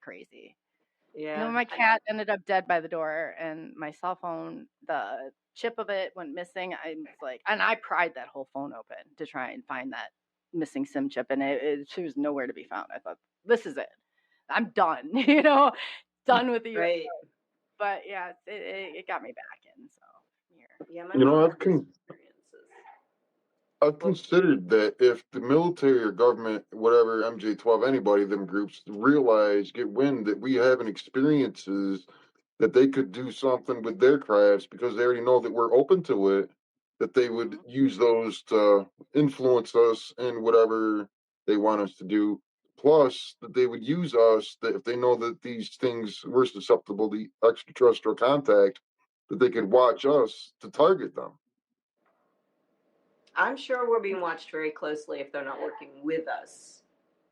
This really bothered me because in the beginning of all this, it was like, okay, if you were a civilian, they didn't care about anything you said. They didn't really care if we and then now talking to Stephen Bassett, as soon as we hit post disclosure, then come out that they're done with the government. They're going to start looking for the civilians. And I'm like, what? They're going to be busy. There's so many people. Yeah. And he's like, even people that don't know yet. He's like, the government, and they're gonna. And I was like, no. Not doing that. Not doing. I'm moving to New York State in the woods. Yeah, we're going where Rodney is. No. In the middle of the woods, that's when you're most susceptible to this stuff. I'm living in a small town. I thought I wanted to go out into the country, but you're not safer out there, no. You're right. Yeah, I guess when you think about it like that, I always think of the Chainsaw Massacre. Out there. There's Bigfoot out there. Yeah. Have you seen Bigfoot? Has anyone seen? I have never. I think I've heard of him, and we went out and we've looked for him before, but I've not come across them. But I told my brother because he experiences them too, but he won't talk about it. He's very freaked out about it. He'll listen to like the podcast and he'll say like, no, like he's like, I can't talk about it like you can. And I'm like, do you think that I like to talk about it? Not necessarily. I love stories about Bigfoots. I think Bigfoot people are the most down to earth people on the planet. I love talking to them. But no, that I've never seen a cryptid. Me either. Rodney, you see? I didn't see Bigfoot, but me and my wife went for a walk up to where I grew up, and all my experiences started in Florence, New York. We walked back in the woods about 2 miles, put a trail cam in the woods just to see what we catch for just fun. Yeah. We go back to recover the camera, and we heard a pack of coyotes, and she's like, "Oh, should we turn around?" I was like, "No, we're already halfway out here. If I can't make a second trip back, we got to go." On the way back from the woods, we stopped at a rock to take a break. And all of a sudden, we heard something big and walking through the woods, and it was the typical tree knocks and things getting thrown around. And that pack of coyotes off to our right was real close, and we had to go right between this, what we thought was a possible Bigfoot, and this pack of coyotes to get home. So we just took a beeline right down the middle, and Yeah. Interesting. You say that because after my first experience, I made my brother. I was like, "We're going to go back out there," and he's like, "Well, we might not see it." I was like, "I don't care. We're going back out there." And I shined the camera, and I saw all these eyes, and it was a pack of coyotes. I was like, "Eric, back up to your truck slowly, and let's get inside. Don't ask me why. Just back up slowly and get inside." Like, yeah. I wonder. That's strange that you saw them too, like the pack of coyote. And then there's, I guess I've heard there's like a strange noise when they're leaving that they always make, but I've never heard. All I heard was knocks on a tree, and there was shit getting thrown around. And Yeah, we that's just decided we just need to leave the woods and pretend like we don't hear any of it. Yeah, I fast. grew up, yeah, I grew up in them woods. I used to go out there all the time as a kid. I'd walk back in the woods until it got dark almost, and then I'd run all the way home just for fun. I don't know if I can go back in them woods by myself or without a gun at this point. So I'm not sure what's out there. There's so much in New York City in those woods. You hear strange stuff. People see strange stuff in those woods. Yeah. Oh yeah, people have gone like missing, like in those woods. Yeah. Yep, I heard something one time leaving my friend's house. There was a lot of bugs at night. You could hear these, not locusts. I can't remember what they call the bugs. Cicadas. Oh, You could hear the cicadas and some other bugs, crickets. And all of a sudden, I heard this one bug. It just sounded like it was really big. And it was off in the distance, maybe 100, 200 feet. And I was like, yep, I'm just going to get in my car. Pretend I didn't hear that. Yes. Yeah, if you ignore them. No, I can't remember who we had on, and they said the same thing. It was like that. I said, "How do you?" And they said, "Oh, I know who it was. It was Patrick Cross," and he said that you ignore him. He's like, "I just completely ignore him." He's got a lot of like demonic stuff that happens. It's just, I don't think I could do that.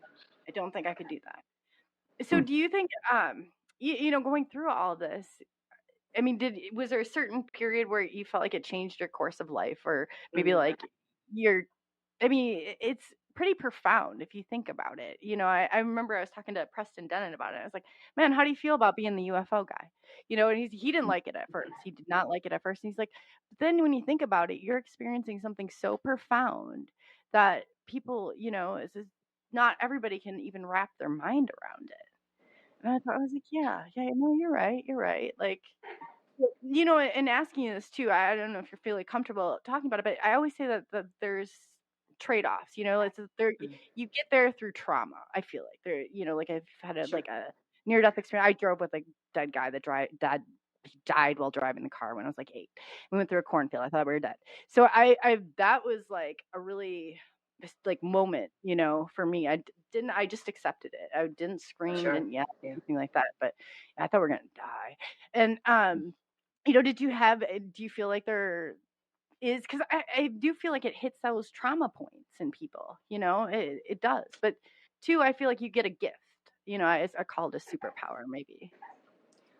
I think I think like any childhood trauma, if you go through a lot, I think you develop different attitude towards this stuff. I mean, my mom was a great mom, and my dad was a good dad. He was different, you know. They weren't made for each other. I could tell you that. But Yeah. there was a lot of trauma in her childhood, like bad trauma. And sometimes I think when you go through a lot of family trauma, alcoholism, drug addiction, all of that, that's been my experiences. You know, I was never addicted. I was very fortunate, especially the side that had a lot of Indian in it, tended to be alcoholics. Oh, so you have some Native American, and that's why you see the spirit animals. I was going to ask you before. That makes sense now. Yeah, my mom has Mohawk, Seneca Nation, I believe she told me. My dad's grandmother was full-blood Cherokee. So, yeah, and then my great-grandmother on that side died from alcoholism. My brother passed away from alcoholism. So I think trauma does something to you, and the experiences we have with being abductees or with having our abilities developed a little bit more because of our traumas, I think we use that as a safety net to know our surroundings. Oh, yeah, for sure. And to protect us. I was so dyslexic as a child. The adults made more fun of me in the 80s than the kids did, you know? Oh, yeah, they're brutal. Oh, yeah, adults, you know, they had not a clue, you know? So that was traumatizing, seeing drugs, you know, all that trauma. That does something to you. And I think you can either be very strong and persistent and let your gifts develop with time and try to have it understood. I escaped a lot with dance. Like when, you know, I practiced 2 or 3 hours, 4 hours a day and then would go teach. That's an escape. Yeah. I get that. But it's a break too. Because that's, you know, I always say that in the chaos, there's always reasoning and, you know, purpose. You just don't really understand at the time. But every single one of us, I believe, like, has had a level of that kind of, and then I just feel like that's the kind of like the pathway in. But yeah, it does play, and I've often wondered that, like, you know, because I don't like anything like I freaked out about the mask. Like I did whatever it was. I didn't care if you wore them. That I felt like I was being smothered. And I think you would think that I was like held captive or something, you know, like that lineage. Like, do you carry some of that? Do you think from, you know, generation to generation? Do you think that kind of like that burden is real? Yeah. I don't know. I think it is, and I think you can break that trauma. I didn't have kids because of all the trauma. Well, one, I couldn't have kids. I could have adopted, but something told me no. I wanted to break a cycle in my family. Addiction is a huge problem in my family. And I didn't want to pass that on. And my dad was highly dyslexic. I'm dyslexic. So, you know, all those traumas, I think, makes us grow in this lifetime. I believe in reincarnation very strongly. And I think we go through things, and I don't judge people for going through anything. Neither. Whatever their problem is, whatever they do, their mistakes, everything to me is a learning lesson. Now, I won't stand there and get abused, obviously. Right. But to grow spiritually, we have to admit we all have traumas. Even the healthiest kid growing up had some trauma somewhere. Oh, yeah. Ours might have been more intense, but, you know, I think I came out okay, you know. You came out wonderful. Like, but that's just the part, you know, you get hard on your, like, down on yourself. And I know I mean, if there was a low point, I've hit it, but not like it was never addiction or anything like that. It's just, I don't know what I was recreating, obviously something, but I've learned from there. And it just, it took that to kind of humble me enough to stop, because you grew up with these westernized, way of like, oh, you're supposed to have, the 2 kids and live in, and then I'd find like as a therapist, they would come in and they were the most, they, first of all, the hidden, the secrets, and it was the most dysfunction that I saw. And I thought, man, I don't feel as bad anymore. Like after this, but High pixel. oh yeah, you heard it all. And I'd be like, man, I thought this was like the perfect I would have thought, if they hadn't been in there and I hadn't heard what I heard, I would have thought they were just, this perfect family and, everything. But, you get so stuck. This material stuff, we're here for a human experience. And let me tell you, I think that I've lived a pretty full one. And, whatever happens next, I just, take it as it comes. You just take it as it comes. But yeah. Just in it for the ride at this point. Yeah, learn to ride the wave. Oh, It's true. I mean, without all of my mistakes I've made in life, I wouldn't be the person I am now. absolutely. There's no way. And like you said, I've seen the most, wonderful families out in public, but behind closed doors, they're weird. Oh yeah. Say that again. So I'm sure people say that about my family. You say just tell them, Rodney, your weirdness. That's what I always say. Like, oh my God, I know it. Okay, I know what it is. I got it. And I've experienced too many parts of this phenomenon. My kids are experiencing it. Yeah, it's hard to understand first. Your kids experience it. See, my kiddo saw the first one with my brother, but he doesn't really remember. But how to explain it? Like time dilation. He used to he'd say that he was able to, because we couldn't believe it. Like he'd play like sports and it was just right on. And I was like, how do you do that? And he kind of explained how he kind of stretched out. It was very strange. And I was like, wow. Now you hear a little bit about it, but that was kind of his thing. Yeah. Now he's a teenager. I said, they're that age. Aww. Yeah. Oh, is that your bird? Want to say hello? Oh, that was your cat? My cat is like rubbing against you guys. Oh, I love cats. I do. I might tell my dog to talk, like say hello, and like I would give them treats. It was so cute. They mimic. They're just amazing. They really are. She shocks me. This bird, like if I cry, the bird will say she loves me. She goes, I love you. So they're very intuitive. They're almost empathic in a sense. And she talks to me. She knows when I'm scared and she'll talk. And wow. I love her. But she has several voices. She has an old lady's voice and a man's voice, which I think is the owner, the past owner. She was owned for 27 years. She was 27 when I got her. 27? How long do they live? About 50. Really? I would never buy a baby bird because of that. Yeah, they live a long time. And she mourned. She was really sick when I got her. The man approached me and asked if I would bid on his bird at a bird auction. And I saw her across the room, and it was so weird. I'm walking. Aww. I'm getting a cockatiel cage for my Freya. I'm walking, and there's Maggie in front of me, and it's like when I saw my husband. I was like, oh, that's awesome. And this little old man that looks like, from Donkey Kong, Mario Brothers or whatever, comes over really fast, and he goes, do you like this bird? And I'm like, oh, I love this bird. He goes, bid on my bird.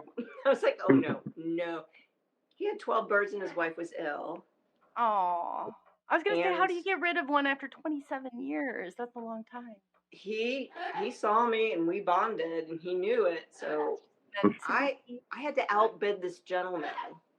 So she was money. But knock him out. I know my girlfriend bought raffle tickets. I won food and a new bird cage. Oh, wow. See, it was meant to be. She has a condo. Oh, I love it. Oh, I Yeah. really are. I'm just so amazed. I'm like, if animals been so intuitive, like, now I think people are starting to realize like more and more. I mean, those buttons they have you ever seen those with cats and dogs? They're pressing them and talking. I was like, wow, Hmm. they know probably a lot more than we thought. So yeah. Yes. Like they probably There think are a we're couple. their slaves in their little cat world. I'm the maid to the cat. That's for sure. Yeah, right. There is an extraordinary lady named Karen Anderson. I don't know if you've heard of her. She's an animal intuitive, and she has these wonderful books out. So you should check her out. She's Oh yeah. amazing.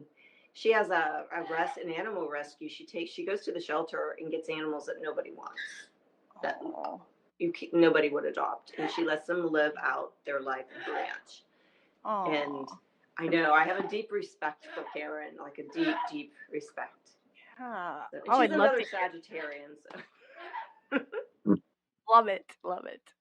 Yeah, no, but I'm so interested and I've heard it before. Like, the pets, like, and I've never experienced one like, on but I've heard so many people, it's like they connect with it and, almost like, oh, your animals, coming forward. I'm like, oh, that's kind of comforting, Yeah, That's they're just, it's like unconditional. absolutely. Now, Pixel, my cat, she was outside. She decided she wanted in the house. And she meowed around our house all night till we let her in. My husband let her in. She was a neighborhood cat, so they clipped her ear and she had just been fixed. Oh, So it was too soon for her to even be released. yeah. And the next morning, he goes, I'll just let her out the next morning. It will be fine. He went to open the door to let her out. She turned around and ran back in the house. She's like, I'm out of here. I'm no, going I'm not and going. I'm out. Till this day, she won't go outside.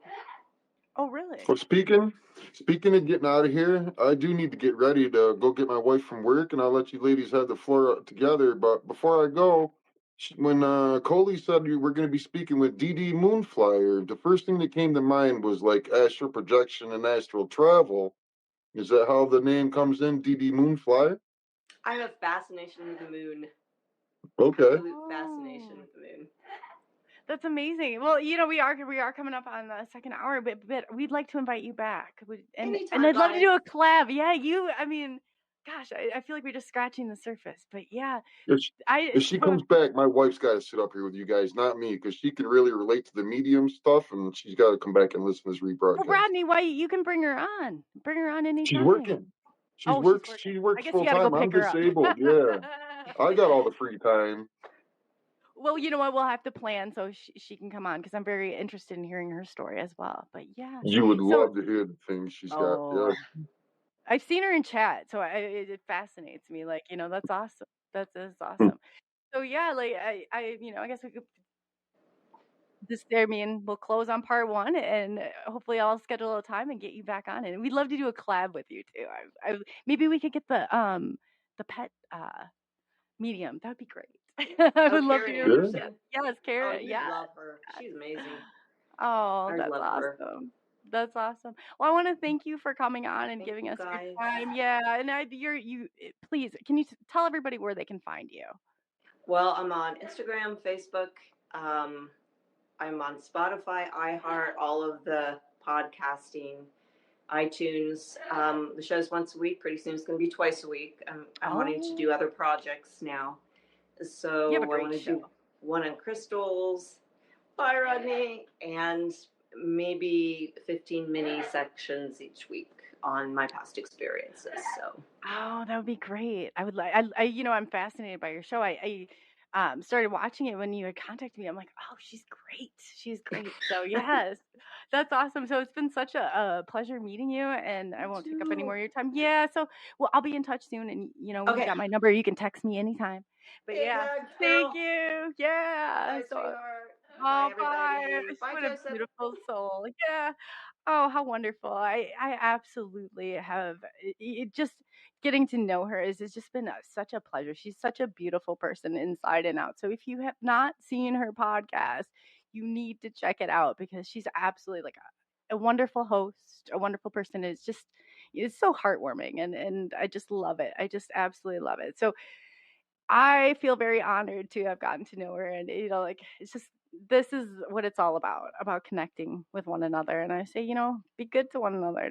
Don't be so easy, like she said. Don't be so quick to judge. Be good to one another. So, on behalf of SNX Radio, this is Coley, and enjoyed it. We have tomorrow, we have Preston Dennett and Dolly Saffron, which are love them, love. And then we have Joseph Grimm on Sunday. So we got a full weekend. So please come back and maybe we get to hear more about. We have some fascinating people coming up. So yeah, definitely. So everybody enjoy your weekend. It's actually been a very pleasurable night. I hope that you enjoyed the show also. So on that note, I'm going to say goodbye and thank you for taking the journey into the unknown with SNX Radio.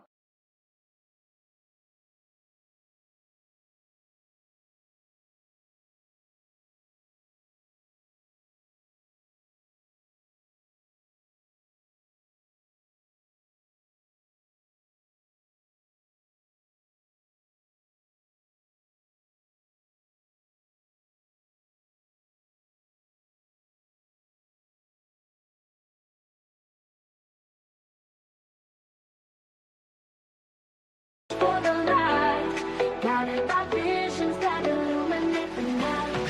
Mystery cloaked in the past unknown. Truth and discovery seeds we sow. In this starlit wonder we seek the key.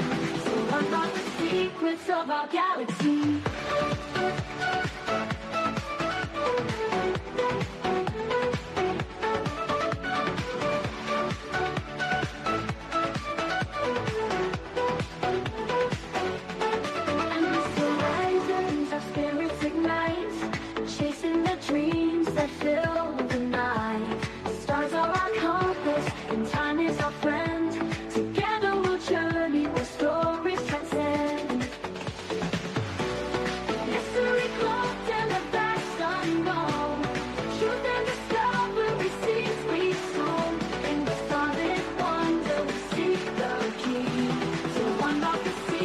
Of our galaxy.